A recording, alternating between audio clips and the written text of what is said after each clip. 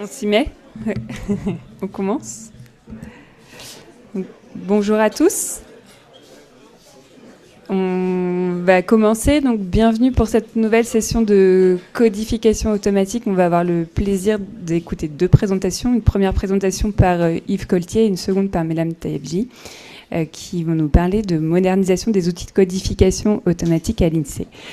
Donc on a deux présentations au lieu de trois, donc un tout petit peu plus de temps que prévu pour les présentations et ou pour les questions. Voilà, bonne séance. Merci Mélina. Et ben c'est parti. Donc bonjour, je m'appelle Yves Coltier, je travaille au département des méthodes statistiques. Et donc, on est actuellement en train de mettre en place un nouveau système de codification à l'INSEE. Alors, service ophidien, mais vous allez très vite comprendre pourquoi j'appelle ça service ophidien. Hop. Donc, tout d'abord, je redonnerai des éléments de contexte sur la mise en place de ce nouveau service. Ensuite, j'aborderai les différents outils qui existent au sein de ce service. Enfin, je reprendrai le fonctionnement global du service et après, je présenterai quelques résultats, notamment avec l'enquête TIC de l'INSEE, l'enquête TIC ménage. Et enfin, des perspectives d'amélioration pour notre service. Donc, en contexte, depuis 30 ans, SICOR assure la codification dans les différentes nomenclatures à l'INSEE. Alors SICOR, donc pour système informatique de codification des réponses aux enquêtes. Mais plusieurs limites sont apparues. Donc je vous invite à lire un excellent article dans le Courrier statistique de Pascal Rivière, donc, qui était chef de projet sur SICOR. Mais donc on a plusieurs limites qui apparaissent à son usage. Donc le logiciel est devenu difficilement maintenable. Enfin, on n'a pas de possibilité de maîtriser le volume de libellé qui est envoyé en reprise manuelle par les gestionnaires, c'est-à-dire que soit SICOR renvoie un code, mais il peut également ne rien renvoyer. Et compte tenu de l'augmentation du volume des échantillons, ça commence à devenir problématique. On n'a pas forcément la ressource disponible côté gestionnaire. Et enfin, on a une maintenance lourde des fichiers de connaissances. Donc, c'est-à-dire que c'était des experts nomenclature qui maintenaient des fichiers d'apprentissage pour SICOR. Et pour certaines nomenclatures, ça commence à vraiment devenir très, très lourd avec plus de 20 000 libellés à maintenir. Donc, pour un humain, c'est compliqué. Donc, début 2022, on a mis en place des travaux pour mettre en place un nouveau système de codification. Alors, je vais parler d'un outil, mais qui n'est pas vraiment dans le service de codification, mais qui est bien utile. Donc, c'est le suggesteur. Donc, c'est un outil d'autocomplétion, donc d'aide en fait à la saisie de libellés pour un enquêté quand il remplit sur Internet. Donc, c'est un composant JavaScript qui est embarqué dans les questionnaires des enquêtes ménages et dans le recensement. Donc, il nécessite une liste de libellés qui est construite par des experts nomenclature. Donc, les plus grandes, c'est à peu près 2000 libellés. Et donc, c'est un outil paramétrable. Donc, on a l'affichage des échos à partir de 3 caractères saisis. On a également la prise en compte des synonymes et des stop words, c'est-à-dire des mots en fait inutiles qui ne seront pas utilisés dans la recherche avec l'outil d'autocomplétion. Donc, là, j'ai mis un exemple. Par exemple, l'enquêté saisit PLO. Donc, il va avoir différents échos qui vont apparaître, donc, comme plombier, plongeur de restauration, etc. Et donc après, il a aussi la possibilité de saisir les N premiers caractères de plusieurs mots, et donc il va avoir des échos qui lui sont proposés. Donc voilà, je vais passer sur le fonctionnement, c'est pas forcément important. Donc ensuite, on a le service de codification en tant que tel. On a d'abord Cobra. Donc voilà, vous allez avoir l'explication pourquoi on appelle ça service ophidien. Donc Cobra, qui est codification basée sur des règles automatisées. Donc c'est un service web développé en langage Python. Et donc c'est une codification déterministe qui se passe en 2 étapes. Donc tout d'abord, on a une normalisation du libellé, c'est-à-dire on va avoir traitement des accents, la casse, gestion des espaces blancs, etc. Et enfin, on a une conversion de ce libellé normalisé avec ou non des variables additionnelles en un code par l'intermédiaire d'un fichier de règles. Donc typiquement, c'est vraiment une matrice de codification dans laquelle on va faire passer le libellé et ses variables annexes. Donc Cobra, il permet en première intention le codage des libellés saisis sur liste. par l'intermédiaire notamment du suggesteur. Et en deuxième intention, il va également permettre le codage de libellé saisi en clair. Donc parce que soit la personne n'a pas retrouvé via le suggesteur, soit parce qu'il remplit un questionnaire papier. Donc on a pour l'instant plusieurs nomenclatures disponibles dans Cobra. Donc on a la nomenclature d'activité française sur 2 positions. C'est ce qu'on demande aux ménages. On a également de la PCS 2020, donc c'est la nomenclature des professions, ISCO, donc son pendant international. On a également des nomenclatures comme les nomenclatures niveau diplôme, donc ce qui est lié à la formation. On a également la PCS 2020 dans les déclarations sociales nominatives. Et alors j'ai grisé parce qu'on ne les a pas encore mis dans Cobra, mais on va avoir la codification aussi des communes, pays, nationalités et langues. Voilà. Cobra aussi, ça permet d'appeler plusieurs millésimes, ce qui n'était pas possible avec SICOR. Donc là, on a ces possibilités-là. Et on a également un bac à sable disponible pour les experts nomenclature. Donc comme ça, ils peuvent tester leur fichier de règles au fur et à mesure qu'ils le construisent. Donc le fonctionnement de Cobra, donc, je l'ai dit, donc, il y a une première étape de normalisation. Ensuite, on a un mapping qui se fait avec le fichier de règles. Et enfin, il renvoie donc, la première correspondance qu'il trouve.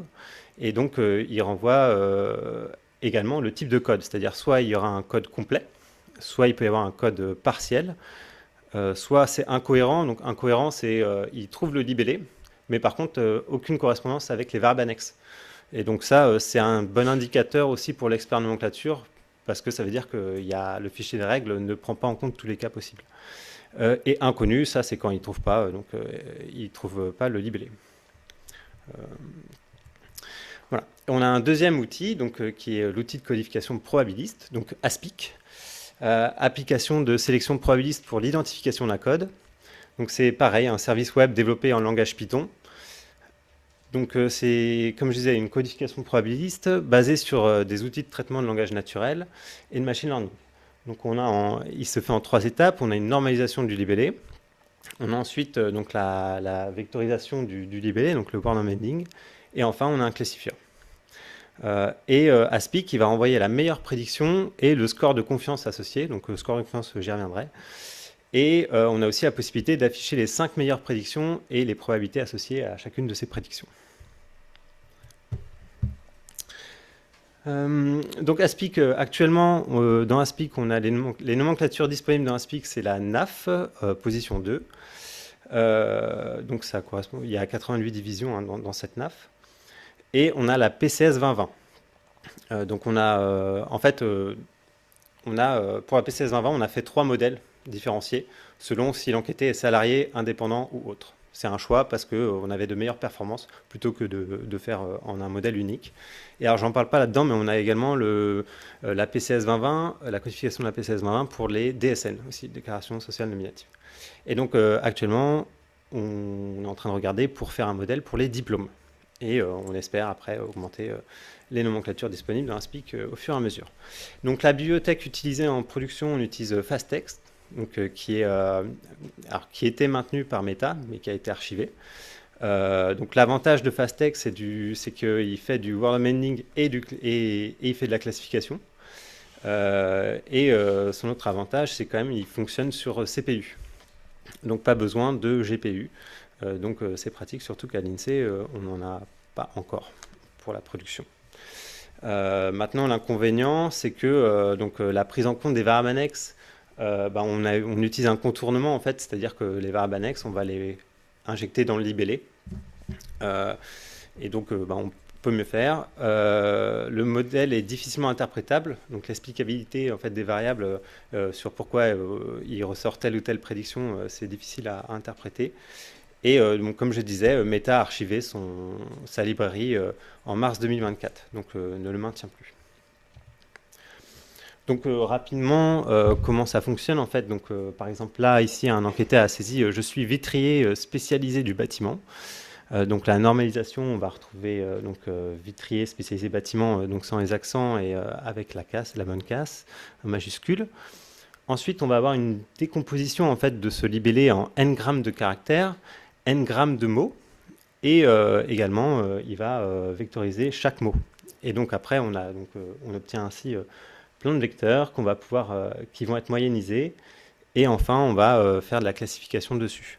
ce que va nous donner Aspic. Donc c'est les cas premières prédictions, et on va calculer du coup un score de confiance basé sur leur probabilité, et grosso modo le score de confiance, ça correspond à la première, donc la probabilité de la première prédiction moins la probabilité de la deuxième prédiction. Pourquoi on fait ça? En cas donc le score sera élevé en cas quand on a une probabilité importante sur la première prédiction et une probabilité faible sur la deuxième prédiction. Mais en revanche, ce qui permet aussi, c'est si on a deux probabilités qui sont élevées sur les deux premières prédictions, dans ce cas, le score sera faible. Et c'est ce qu'on souhaite savoir, c'est justement si le modèle, hésite, dans ces cas-là, il y a la reprise manuelle qui sera nécessaire derrière. Donc l'écosystème, alors ça peut faire peur. En fait, l'écosystème, là, ce que je présente, c'est qu'on va avoir plusieurs plateformes sur lesquelles plateformes informatiques sur lesquelles on va travailler, et on a bien une distinction entre la plateforme Data Scientist, où on va retrouver en fait tout ce qui est script pour l'entraînement du modèle d'Aspic et son réentraînement. MLflow, alors c'est un outil superbe qui permet de versionner en fait les modèles et de les charger. Et on va avoir également dans cette plateforme donc le stockage des données, etc. Et donc après, on va pousser les modèles sur des plateformes de développement, donc KubeDev, et des plateformes de production, donc KubeProd.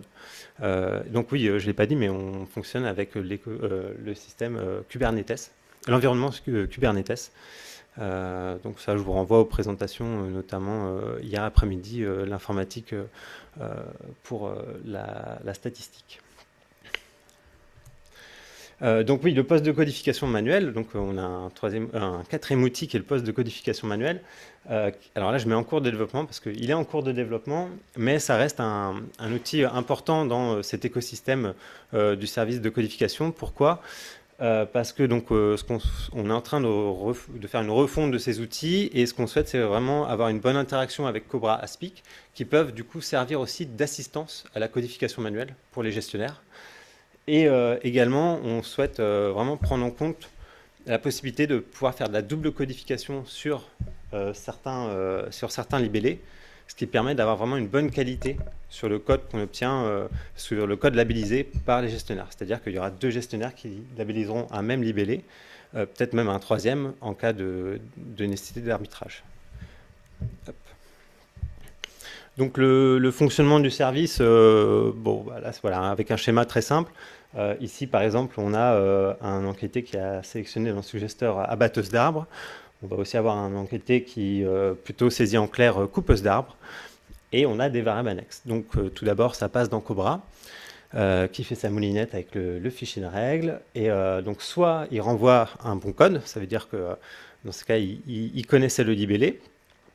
Soit il est en échec, et hop, ça passe dans Aspic.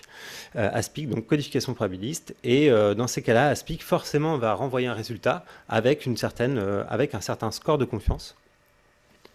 Et donc le score de confiance, donc soit on a une réussite, et donc on estime que le score de confiance est assez élevé, et dans ces cas-là, on prend en compte ce que nous donne Aspic, sachant que Aspic peut aussi dire que un libellé ne sera pas codable. Et donc c'est un gain aussi pour les gestionnaires, c'est de ne pas renvoyer des libellés qui finalement même eux n'arriveront pas à coder. Et soit il est soit il a un score assez faible, et dans ces cas-là, on l'envoie en reprise. Alors le seuil sur lequel on fixe ce score de confiance, donc ça, c'est plutôt des travaux empiriques qu'on a utilisés pour fixer justement ce seuil. Et il y a également un ajustement avec les ressources des gestionnaires. Et donc ce seuil, il peut également s'ajuster selon les ressources qu'on a en fait pour la codification de telle ou telle enquête. Quelques résultats, donc je vais présenter à partir de l'enquête TIC auprès des ménages. L'objectif de cette enquête, c'est de collecter des informations décrivant l'équipement des ménages et leur usage dans le domaine des nouvelles technologies. Donc le taux de recours à la liste en 2025, c'était 61%. Alors c'est une enquête multimode, enfin on va voir sur papier, mais également sur Internet. Là, c'est tout confondu. Voilà, donc il y a eu un recours aux listes de 61%. Donc ce qui est intéressant, c'est de regarder le résultat tout d'abord de la codification par Cobra.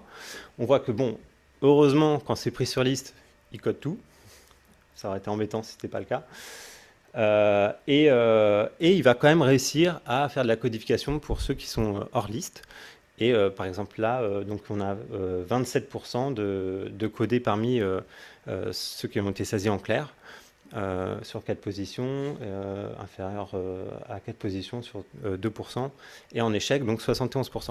J'ai aussi fait rapidement la comparaison avec Sicor, ce que donnait donc l'outil préalable, et c'est intéressant de voir que Sicor, il est à 28% de codification pour les hors-listes, donc finalement des résultats, alors qu'on a quand même un système beaucoup plus complexe avec Sicor, finalement on obtient des résultats assez similaires avec Cobra.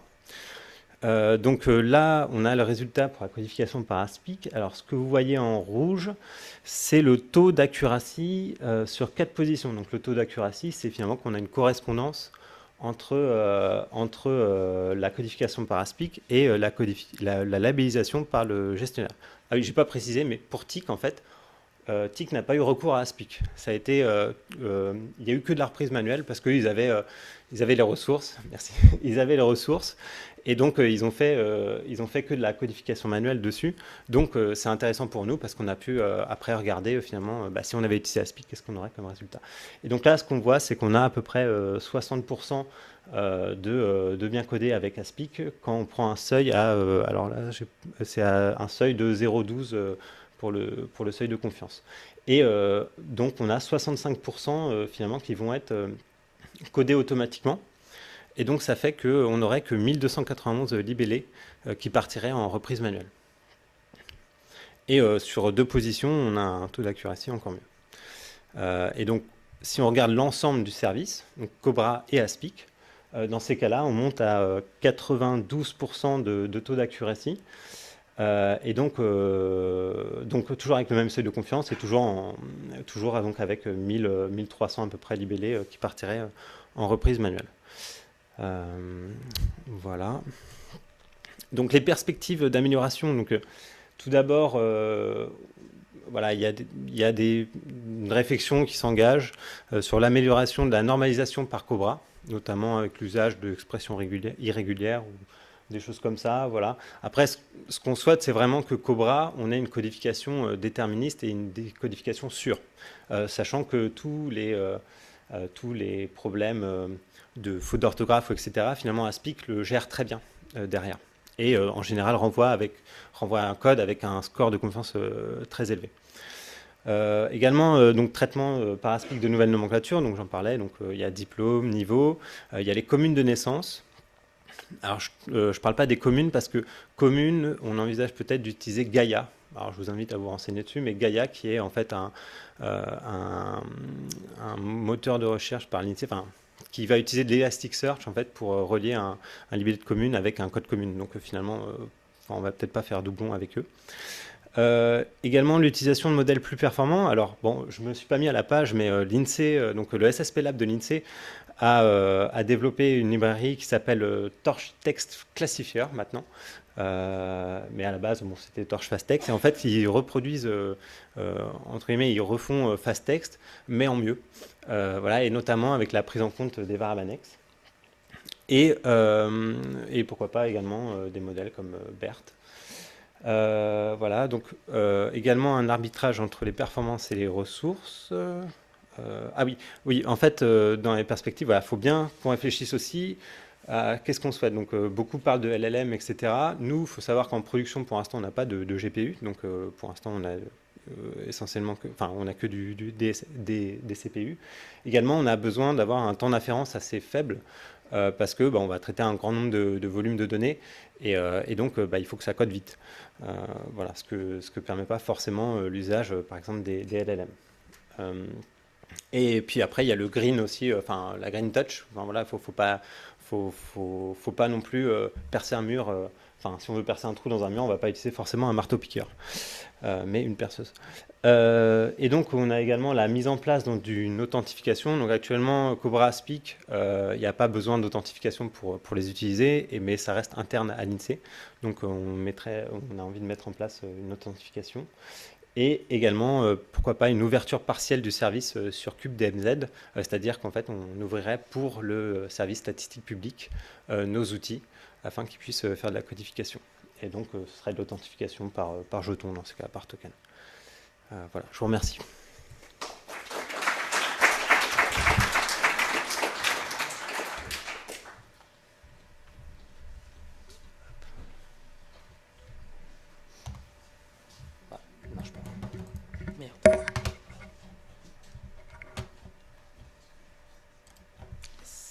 Merci.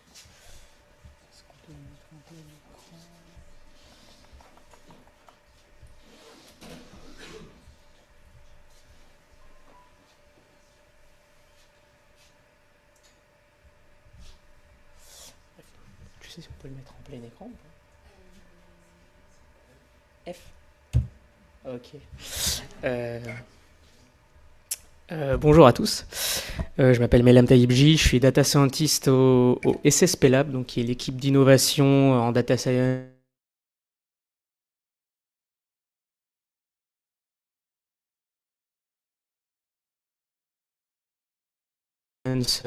IA de l'INSEE. On a un petit peu remplacé FastText et être l'étape d'après pour remplacer tous les modèles de classification de texte au sein de l'INSEE à terme. Donc si vous voulez suivre la présentation, elle est disponible en ligne. Je vous invite à scanner ce QR code si vous le souhaitez. Et on va commencer tout de suite avec un petit peu de contexte. Donc dans quel contexte on a voulu développer ce package, cette librairie Python pour la classification de texte. Donc je vais principalement me centrer sur l'exemple de l'APE, donc pour le répertoire Sirène, la codification automatique des déclarations d'entreprise, de l'activité principale de l'entreprise dans la nomenclature NAF. C'est un peu l'exemple qui a été poussé en production au cours de ces dernières années. Donc c'est l'exemple qui va nous servir de base pour cette présentation. Donc actuellement pour l'APE, ce qui est en production, c'est un modèle FastText. Donc Yves en a parlé juste avant, c'est un modèle qui a été développé par Meta, qui commence à dater un petit peu, qui date de 2016. Et avec ce modèle, il y a eu une librairie Python qui a été également mise à disposition. Et donc il y a beaucoup d'équipes qui se sont emparées de cette librairie à raison parce qu'elle était très efficace, très rapide et qui permettait une mise en production assez rapide. Notamment donc les équipes Sirène avaient un FastText en production. Le problème, c'est que cette librairie Python a été archivée l'année dernière, c'est-à-dire qu'elle n'est plus maintenue par les équipes de Facebook, de Meta. Et donc à terme, ça pose de nombreux problèmes de maintenance, de conflits de version, etc., etc. Il fallait penser l'après-FastText. Donc ça... Alors, effectivement aussi, ça freine les possibilités de modernisation. Qui dit archivage dit que la librairie ne va plus être améliorée. Or, on sait qu'aujourd'hui, toutes les techniques de traitement du langage naturel ont fait un bond assez intéressant en termes de modélisation. Et donc, en se committant sur FastText, on risquait de ne pas pouvoir embrasser toutes ces possibilités de modernisation, alors que l'écosystème du deep learning et du NLP, du Natural Language Processing, est très dynamique, avec des acteurs comme PyTorch, développé par Meta justement et qui vous permet de faire n'importe quel réseau de neurones vous-même, ou Hugging Face, qui est la plateforme d'open source de tous les modèles de classification de texte. Voilà. Tout cet écosystème-là, il bouge beaucoup, et donc il fallait vraiment essayer de sortir de cette librairie archivée FastText. Hop, pardon.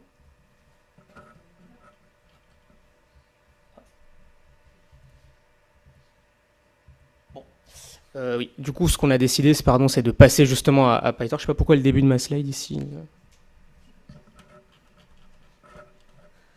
Il est coupé. Bon, je suis désolé. Oui, l'idée, c'est qu'au SSP Lab, on a essayé donc d'internaliser le développement de ce modèle de texte de classification en passant à PyTorch. Donc PyTorch, c'est une librairie en Python qui permet à n'importe qui de faire des réseaux de neurones, en particulier de faire des réseaux de neurones destinés à la classification de texte. Et l'avantage de PyTorch, c'est qu'elle permettait de customiser notre architecture, donc de faire vraiment ce qu'on voulait. On avait une grande liberté pour l'adapter à nos besoins, avec notamment la prise en compte des variables catégorielles. Donc c'est quelque chose qui n'était pas permis par la librairie de Meta et qui est permis du coup par notre implémentation. Et ça permet également un meilleur monitoring de l'entraînement des modèles. qu'on est capable de vraiment, en temps réel, pour le data scientist, c'est très plaisant de pouvoir entraîner un modèle PyTorch parce qu'on voit l'évolution des différentes fonctions de perte, etc. et de voir donc l'apprentissage du modèle. Ça ouvre également des opportunités de modernisation. On va en reparler ensuite par la suite, mais il y a des possibilités d'explicabilité, de meilleure calibration et des modèles plus performants que ce qui se faisait avec la librairie de Meta. Il y avait un sujet de temps d'inférence, donc Yvan en a parlé, il faut vraiment pouvoir avoir des temps d'inférence qui soient assez réduits. Et donc ça, ces défis, on se posait la question avant de faire cette transition à PyTorch, parce que PyTorch est un framework beaucoup plus généraliste, donc qui est par construction plus lent qu'une librairie qui est destinée à faire de la classification de texte comme FastText, la librairie FastText originelle. Et on va en reparler, mais ces défis-là ont été relevés. On a réussi aujourd'hui à mettre en production un modèle PyTorch pour la codification de l'APE dans la nomenclature NAV, donc pour le répertoire Sirène. C'est quelque chose qu'on a pu réussir à faire, avec un dimensionnement du modèle plus raisonné. Et d'ailleurs, le modèle est déployé via une API disponible sur Internet, mais je vais passer ici pour le moment. Donc pourquoi faire un package? Donc on a vu qu'on a voulu vraiment prendre à bras le corps ce problème de l'archivage de la librairie FastText. Pourquoi en faire un package?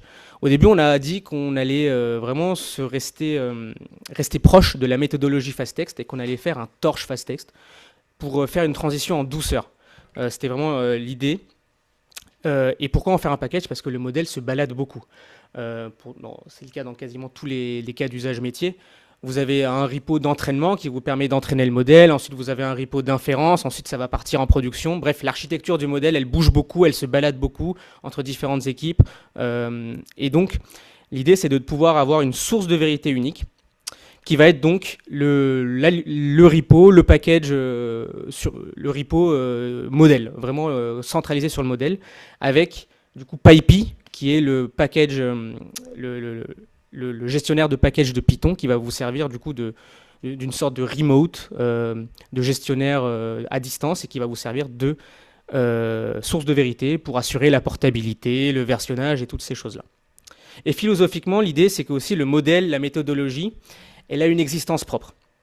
C'est séparé vraiment du cas d'usage pour lequel vous allez l'entraîner. On peut très bien l'entraîner un torch FastText pour l'APE, mais on peut l'entraîner pour la PCS, pour toutes sortes de nomenclatures, pour faire du sentiment analysis en NLP si une boîte privée en a besoin, par exemple. Enfin, le modèle, la méthodologie a une existence propre qui justifie, en tout cas, de la packager, de la distribuer en tant que telle. C'est un peu la réflexion qu'on a eue au moment d'en faire un package. Et maintenant, donc au début, on a fait ce passage de FastText à Torch FastText, internalisation du développement, meilleur monitoring de l'entraînement, amélioration avec l'ajout de features. Et là, on est encore en train de faire évoluer cette méthodologie vers... Donc, au début, on a voulu rester très proche de FastText, d'où le nom. Mais maintenant, l'idée, c'est vraiment de pouvoir offrir un toolkit, une boîte à outils. C'est aussi appelé un unifying framework dans les littératures de PyTorch. Donc, une espèce de cadre de travail, de framework pour la classification de texte en général, qui permettrait à n'importe quel utilisateur d'implémenter un modèle de classification de texte, quel qu'il soit, pas seulement FastText, mais un BERT, ou rajouter un FastText avec quelques couches d'attention, toutes ces choses-là, enfin vraiment customiser à votre convenance le modèle de classification de texte de façon très facilitée, avec une connexion avec l'écosystème Hugging Face, etc. etc. L'idée, c'est d'avoir un point de vue beaucoup plus général qui dépasse le cadre juste de FastText ou de la codification automatique. Donc l'objectif, c'est de pouvoir manipuler, d'abstraire, de concevoir ce qu'est un modèle de classification de texte, pouvoir manipuler les différents composants, entraîner très facilement, et à terme, l'idée, c'est d'en faire le standard de codification automatique au niveau institutionnel. Et les destinataires, c'est tous ceux qui veulent entraîner leur propre modèle maison à taille réduite, avoir la main sur leur architecture pour pouvoir la customiser comme ils le veulent, et qui ne peuvent pas utiliser les gros modèles qui sont disponibles sur Hugging Face. Sur Hugging Face, vous avez accès à toutes sortes de modèles open source, mais qui sont énormes, pré-entraînés sur toutes des données énormes. À l'INSEE, on n'a pas de GPU en production, et c'est le cas de beaucoup d'institutions ou d'entreprises privées à l'heure actuelle. C'est que parfois, on ne peut pas se permettre de mobiliser une GPU pour la production. On veut un petit modèle très flexible, avec une architecture propre à notre cas d'usage. Et donc, ça s'adresse à tous ces gens-là. à tous ceux qui veulent entraîner leur propre modèle à la maison. Et donc plus précisément, si on fait une espèce de segmentation un peu du marché de la classification de texte, en fonction de votre capacité de compute, donc du nombre de GPU que vous avez, en fonction du nombre de données d'entraînement que vous avez, si vous avez beaucoup de capacité de calcul, c'est-à-dire que vous pouvez vous permettre de mettre des GPU en production, là tout de suite vous pouvez vous permettre d'aller vers des modèles qui sont disponibles sur Hugging Face, qui ont 300 millions de paramètres, etc. Et vous n'avez pas de problème. Vous n'êtes pas forcément les clients les plus intéressés. Si vous n'avez pas beaucoup de données, forcément vous allez vouloir plutôt fine-tuner des gros modèles, à condition d'avoir la bonne assez de ressources. Sinon, si vous n'avez pas assez de ressources, vous êtes dans une espèce de zone blanche, malheureusement, où vous ne pouvez rien faire, pas assez de données, pas assez de calculs. Par contre, si vous avez beaucoup de données, un petit peu de calcul, c'est-à-dire j'ai une GPU pour l'entraînement, mais pas pour la production, c'est-à-dire je peux me permettre, voilà, j'ai une ou deux GPU qui peuvent me servir pour l'entraînement, mais je ne peux pas m'en permettre de mobiliser une pour la production, et c'est là où en fait le package va servir au niveau de l'INSEE. Et en général, cette zone grise ici, c'est quand même beaucoup d'équipes dans l'administration, beaucoup de petites boîtes privées, etc. etc. Donc il y a vraiment un segment ici d'utilisateurs qui peuvent être intéressés. Donc j'ai assez de données pour entraîner, pas assez de capacité de calcul pour mettre un gros modèle en production, donc j'ai envie de customiser mon modèle et entraîner moi-même mon modèle. Et donc sans plus attendre, on va essayer de plonger un peu plus dans les détails de ce package. L'idée c'est que n'importe quel utilisateur aujourd'hui à l'INSEE puisse entraîner un petit modèle de classification de texte lui-même. On a vraiment voulu démocratiser ou rendre accessible l'entraînement des réseaux de neurones, donc de deep learning, pour la classification de texte. Alors, la structure générale du package, c'est... Je ne peux pas zoomer. Je ne sais pas si vous voyez, mais on part d'un texte brut. Ensuite, c'est tokenisé. Et nous, on a permis l'utilisation de tokenizers de Hugging Face ou de scikit-learn, enfin n'importe lesquels. On est assez ouvert sur les tokenizers. C'est transformé en un tenseur PyTorch qui ensuite est passé par une composante qui s'appelle le text embedder. Donc, qui va transformer votre texte tokenisé en un vecteur d'embedding. Yves en a un petit peu parlé juste avant. C'est ces espèces de vecteurs d'embedding. Tout ça reste vraiment très proche de l'écosystème PyTorch. Ensuite, vous avez une aide, donc c'est un petit réseau de neurones qui va prendre l'embedding et vous ramener dans l'espace des labels, donc faire vos prédictions. Et donc ensuite, vous avez vos prédictions, mais vous avez aussi des capacités d'explicabilité, vous pouvez faire de la prédiction conforme, ou tout ce que vous voulez. Une fois que vous avez vos prédictions, vous êtes assez libre. Tout ça reste très proche de l'écosystème PyTorch. Vous pouvez aussi utiliser un réseau de neurones pour les variables catégorielles. Bref, on le fait pour vous, et c'est Torch Text Classifier Wrapper, ici, c'est cet objet-là qui orchestre toutes ces composantes en interne pour faciliter l'instanciation et l'entraînement des modèles. Je vais rapidement vous montrer du coup comment ça se goupille. Donc on a fait un petit notebook pour faciliter la prise en main de ce package. Donc si on commence, donc là voilà, pour commencer un petit peu une petite démo. Ça c'est en gros ce qu'il y a dans Sirène.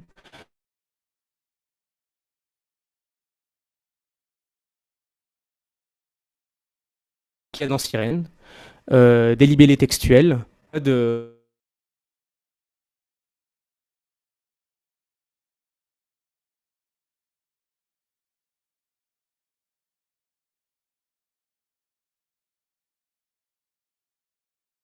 logique, mais en gros vous pouvez oublier ce qu'il y a derrière.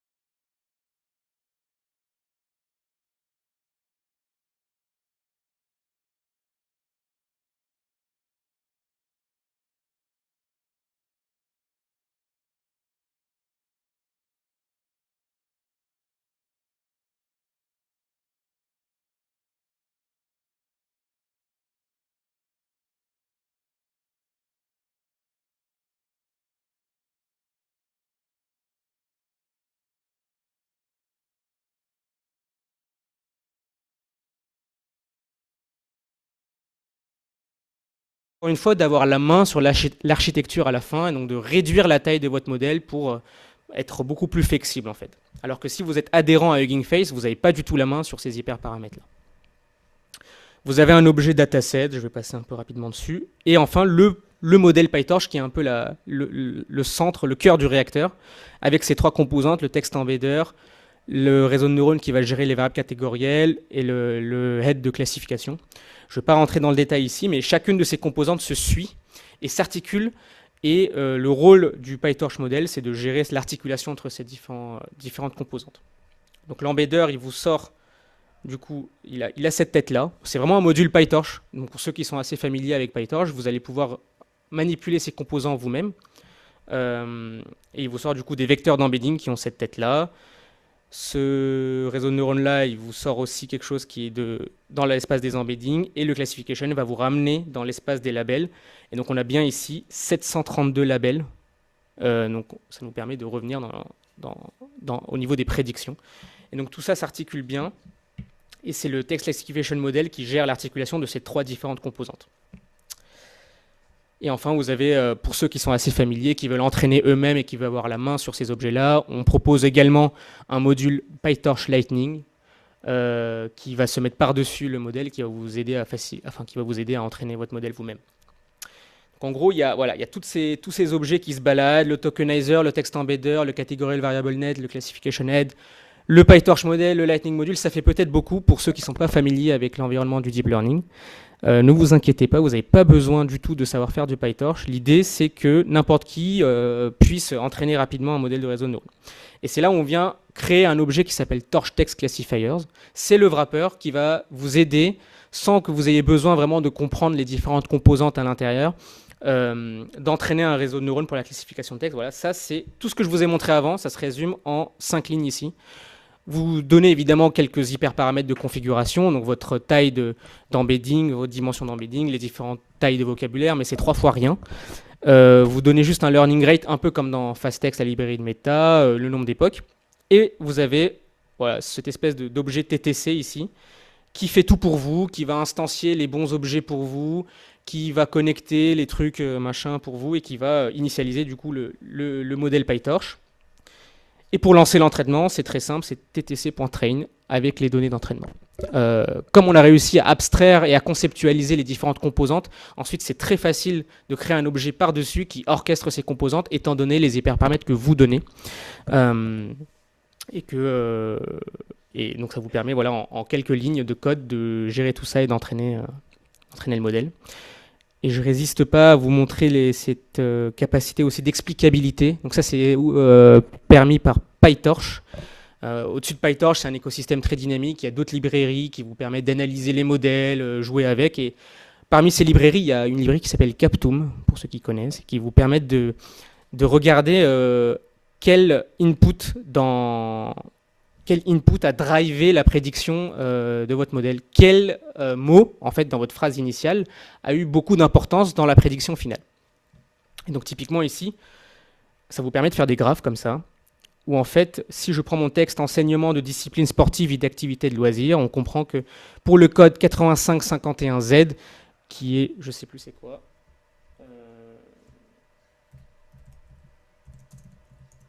doit être enseignement de discipline sportive et d'activité de loisirs, donc ça fait parfaitement sens. C'est sportive, voilà, on sent que le modèle a raisonné un petit peu, a compris un peu ce que ça voulait dire. Et enseignement et sportif ont vraiment poussé le modèle à aller vers le 8551Z. Il a plutôt fait baisser les autres mots qui servent un peu à rien. Bref, ça a l'air de ne pas servir à grand-chose là, mais en fait, pour les gestionnaires, quand le modèle, au contraire, n'est pas très confiant ou qu'on ne comprend pas la prédiction d'un modèle, ça permet vraiment de voir ce qui a pu ne pas marcher dans la prédiction du modèle, ou si, au contraire, le modèle a détecté quelque chose. Enfin bref, ça aide grandement les gestionnaires des équipes Sirène. Donc c'est l'exemple de modules, de features, de capacités qu'on est capable aujourd'hui d'ajouter grâce à la transition vers un modèle PyTorch.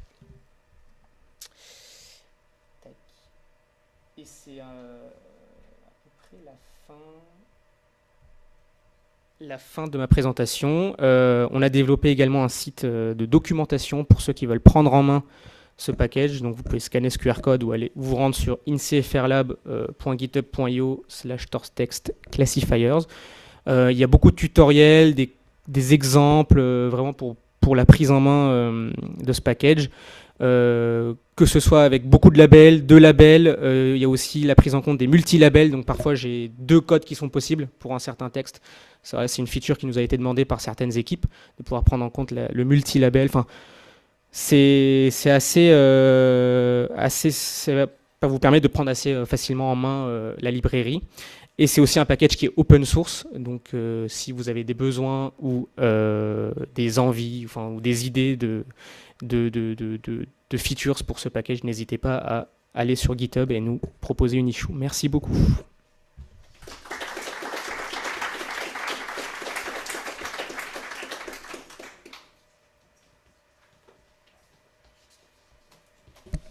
Merci beaucoup Mélène et Yves. On a du coup du temps pour les questions. On doit avoir un micro quelque part, je sais pas. Voilà.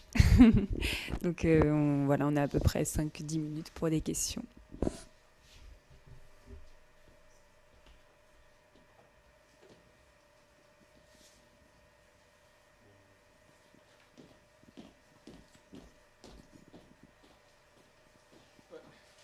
Bonjour, merci Lionel Viglino.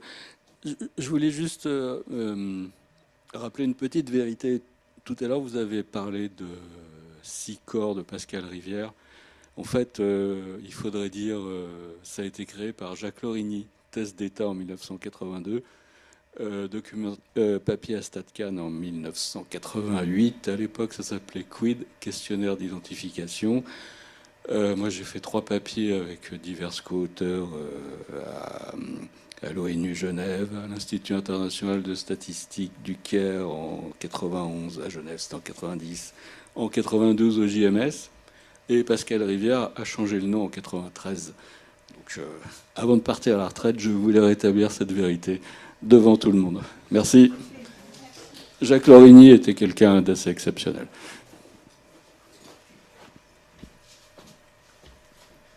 Oui, merci. Je dirais juste que Pascal Rivière, dans son article, cite justement quand même l'algorithme Quid. Voilà, et il fait référence. Voilà, non, mais il ne vous a pas oublié.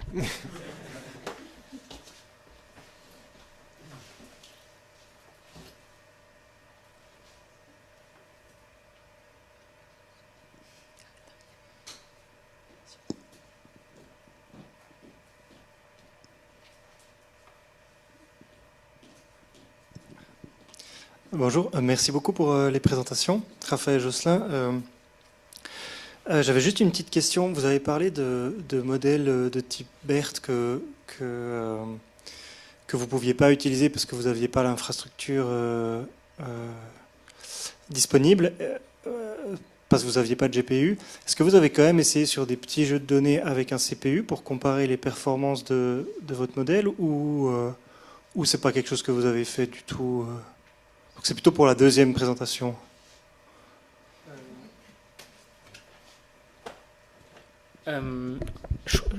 C'est pas tant la taille des données qui pose problème, c'est au niveau de l'inférence. Votre BERT sur CPU, il va mettre, 1-2 secondes par libellé, alors que nous, on l'attend sur du 200 millisecondes. Et c'est ça qui pose problème. Avec une GPU, un BERT, il peut envoyer. Mais malheureusement, sur CPU, le BERT, comme il parallélise, il y aura des capacités de parallélisation un peu plus limitées. C'est vraiment le temps d'inférence qui pose problème, en fait. Ok. Ok.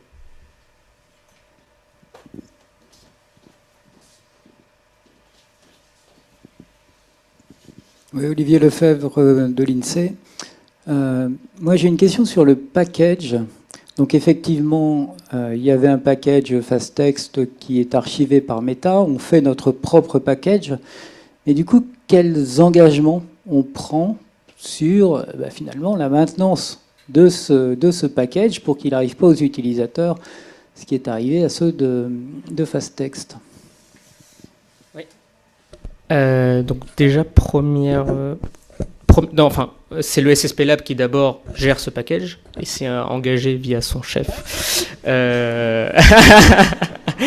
à le maintenir. en tout cas pour les prochaines années. Et alors moi, je résiste pas à l'idée de quand même dire qu'on reste très très adhérent à PyTorch. Donc en fait, tant que PyTorch n'est pas cassé, le package sera pas caché. Il y a très peu de coûts de maintenance en fait. L'idée c'est qu'on a juste fait une espèce de mini couche par-dessus des éléments qui ne dépendent pas de nous, qui ne dépendent que de Hugging Face, de PyTorch, qui sont un peu des grands noms du milieu. Et donc finalement la maintenance, alors oui c'est un sujet, mais c'est pas... le SSP Lab ne sera pas à temps plein sur la maintenance du package. Voilà, c'est pas un produit en tant que tel, c'est juste une vision d'un modèle de classification de texte et qui orchestre des éléments qui, eux, ne dépendent pas de nous et qui sont maintenus par d'autres.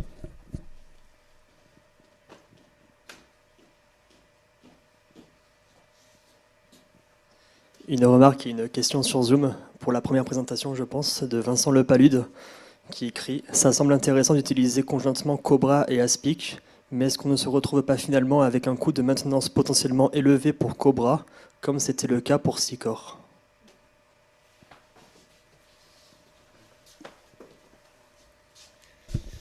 Merci pour la question. Je dirais non. Pourquoi ? Parce que finalement, le fichier de règles pour Cobra va reprendre seulement les libellés de la liste qui est embarquée dans le suggesteur et on ne va pas au-delà. Sachant qu'on sait que derrière, au final, il y a Aspic en fait, qui va traiter donc, tout ce que ne peut pas traiter Cobra. Donc là, pour le coup, on se fixe la règle de ne pas aller au-delà des libellés qui sont dans la liste de libellés. Et voilà. Contrairement à ce qu'on faisait pour Seacore, où à la fin, on obtenait des fichiers d'apprentissage avec plus de 20 000 libellés. Et encore, je ne parle pas des règles logiques qui interviennent derrière pour justement attribuer selon les variables annexes. Voilà.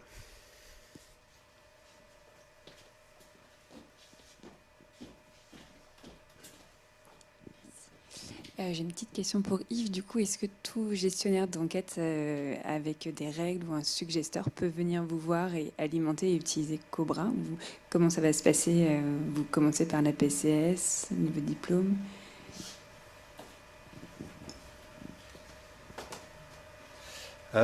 Oui, alors du coup pour tout ce qui est codification manuelle, c'est vrai que je n'ai pas précisé. Actuellement, pour les enquêtes ménage, en fait, on n'a que deux pôles de reprise. Donc un pôle de reprise pour la nomenclature des professions et un pôle de reprise pour les nomenclatures de formation. Et ensuite, pour toutes les autres nomenclatures, finalement, le redressement, ou la reprise plutôt, était faite par les concepteurs d'enquête eux-mêmes, donc les MOA d'enquête eux-mêmes. Donc là, je sais plus, c'était... Je pensais s'il y a une enquête qui a un besoin spécifique, parce qu'une nouvelle nomenclature, l'envie de coder dans une nouvelle nomenclature, une variable qui n'était pas codée jusqu'à présent dans une nomenclature par exemple, mais venir structurer un petit peu de la donnée, est-ce qu'ils peuvent venir alimenter Cobra ou comment? Ah oui, pardon. Ouais. Alors oui, effectivement. Oui. Là, par exemple, on a eu la demande pour les points de vente dans l'enquête budget des familles. Alors, c'est vrai que on n'a pas parlé de Cobra avec eux, mais on a parlé d'Aspic. Donc, en tout cas, pour Aspic, voilà, c'est effectivement en cours sur certaines enquêtes. Et pour Cobra, on peut tout à fait. Donc, par exemple, à la base, on n'avait pas envisagé d'avoir les DSN, donc la P16.1 pour les DSN. Et in fine, on se retrouve avec un fichier de règles dans Cobra pour la codification de la P16.1 dans les DSN. Donc oui, c'est flexible. Voilà, c'est des outils effectivement flexibles. Voilà.